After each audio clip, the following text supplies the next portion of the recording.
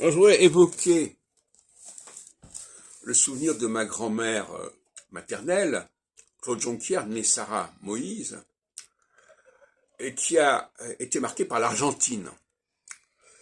Elle a épousé un juif marseillais, elle-même étant de Marseille, qui a émigré en Argentine dans le cadre des activités du baron de Hirsch au début du XXe siècle.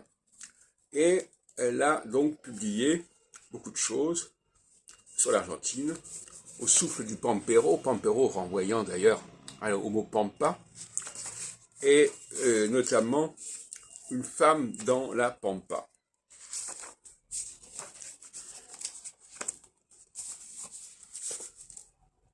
Ma mère est née en Argentine en 1913.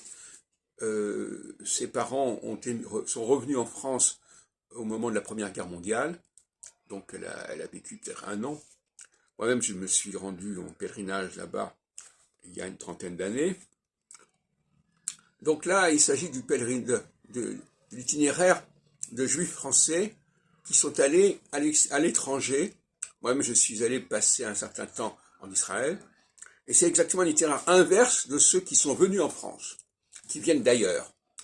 Là, c'est des gens qui sont venus de France, qui sont allés ailleurs. C'est tout à fait différent. Alors, ma grand-mère, je salue son travail.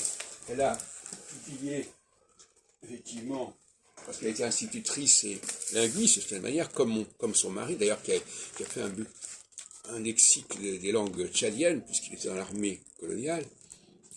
Et donc, elle a publié l'orthographe d'usage rendu facile, qui a des éléments qui se retrouvent dans ma démarche linguistique.